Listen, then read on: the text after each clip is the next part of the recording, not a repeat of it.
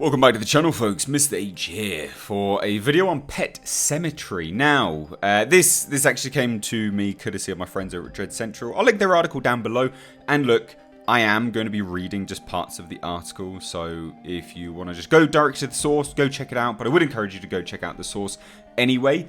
But the reason why I'm doing this is because it's a really good article.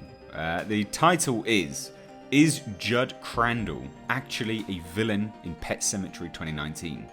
So there's some interesting bits between the set visits and essentially Josh Milliken, chap over at dreadcentral, reading between the lines. It genuinely is quite interesting. So he makes special note that spoiler warning. He hasn't seen the film. And he's obviously just making postulations, and the article specifically does include some spoilers, so what I'm going to be covering will include some spoilers for both the novel Pet Sematary and then also the 1989 film adaptation. In fairness, he's probably a little bit fairer with spoilers than I am. Old films I don't really do spoilers for, but I guess there are some things which will cross over. So we don't know exactly what's going to happen in Pet Sematary 2019. But this is an interesting theory. So he goes on to state that one of the most fascinating aspects of Pet Sematary, of course the novel by Stephen King and Mary Lambert's 1989 film adaptation, is that it's a story without a central villain. Okay, and that's one of the good things about the movie and also the novel. One of those interesting narrative choices. So without a central villain. Sure, the book and the movie are full of scary characters. We've got Pascal, Zelda, Gage, and of course we have the cat, Church, or Churchill. So there's some fairly scary elements to the film, but there isn't a single antagonist for the movie, and then also just generally the story to kind of hinge all of your blame on. Which is good. There's no one that's blatantly evil, again, as Josh states on dreadcentral, but there's several good characters that do questionable things. So Josh Milliken was actually really lucky to head over to a set visit for Pet Sematary, and on set visits you can walk around, explore, and also discuss elements with the cast and the crew. Now he was lucky to do that. And this movie is going to be premiering on closing night, Saturday tonight, basically. So it's out very soon, and then it hits theaters next month. So very soon. Now they did do a part 1 of a Pet Sematary set visit. Again, you can head on over to dreadcentral and check that out there. But in terms of this particular report that they're discussing, they're continuing from a set visit report, but more specifically in terms of reading into what he saw. Now, Jud Crandall is being played by John Lithgow, and does that very famous line, dead, sometimes dead is better. But what Josh is doing in this article here is he's examining the statements made by Lithgow when the journalists were grilling him during a roundtable interview, along with information provided by the Pet Sematary producer Lorenzo de Bonaventura. So in terms of what's being posed here, yeah, there's some kind of controversy surrounding it. I guess you could say it's somewhat of a controversial theory, but it is interesting. It genuinely is interesting to see. So what Josh Milliken's dreadcentral article here is theorizing is that Jud Crandall, John Lithgow, could be the overarching villain.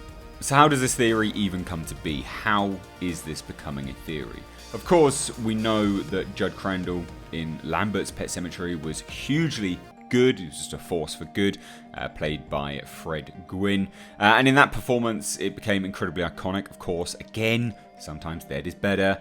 And, incredibly soulful eyes, things like this. And he had a specific accent and, an affinity towards children. Immediately, they were endearing to him. And, essentially, people liked that character. You couldn't look at that character and go, oh, yeah, he's evil. He's a bad guy.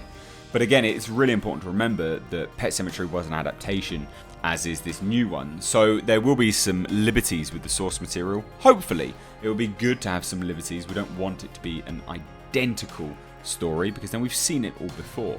So Jud Crandall becoming a villain, or at least a somewhat evil character, is a great idea, though controversial.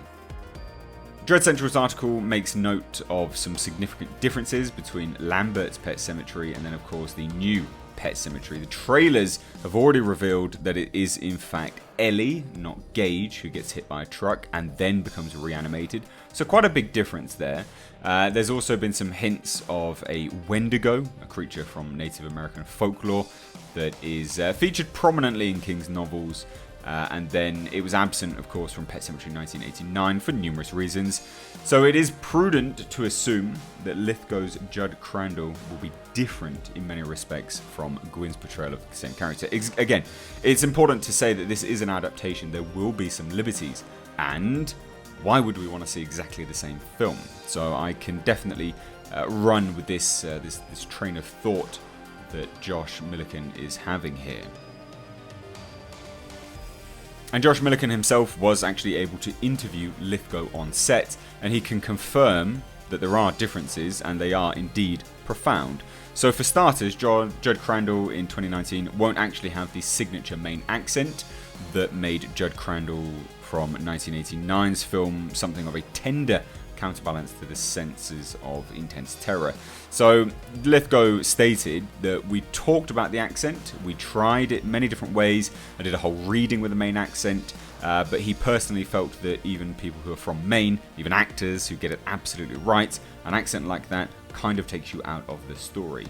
I myself, so John Lithgow, think that, and especially how they have reimagined this script, which is changed from the book and the first film, so that's very important to note.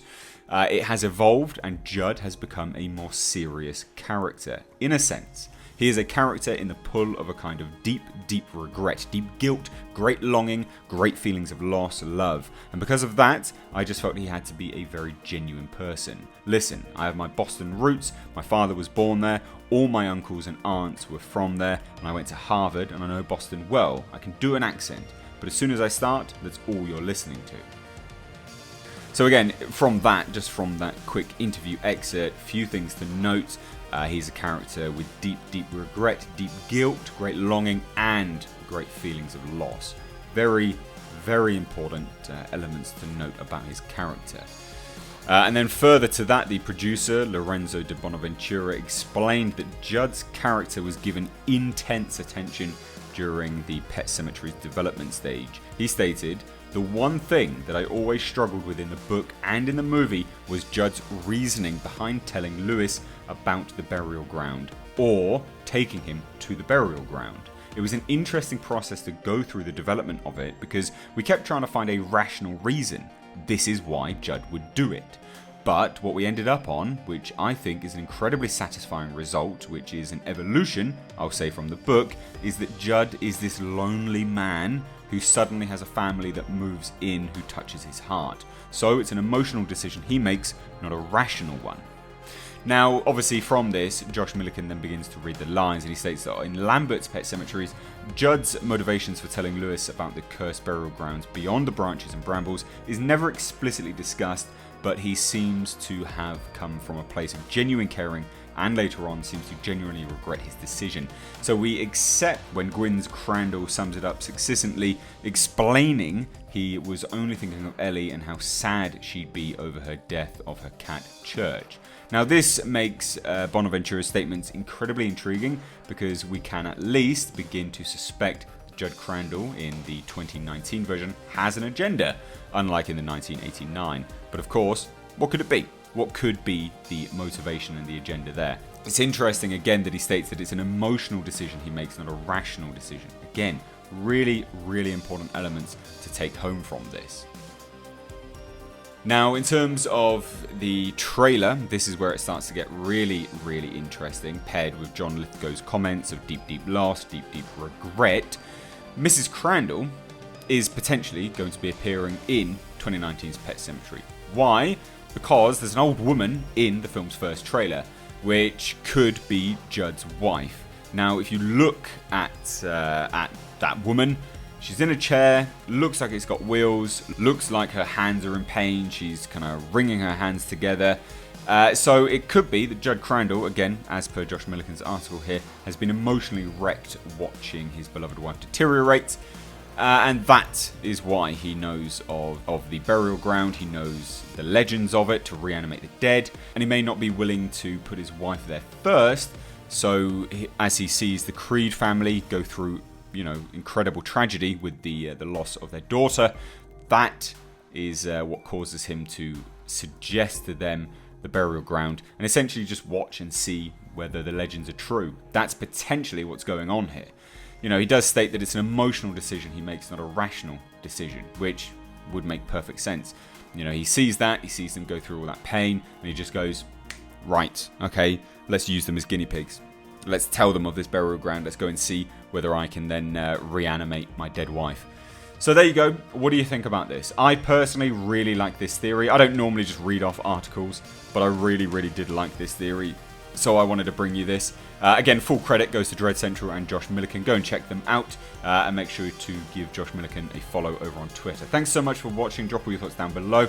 If you are a returning subscriber, please do go and check out my merchandise, brand new merch that I've got. Thanks so much for watching. As always, been Mr. H. Take care.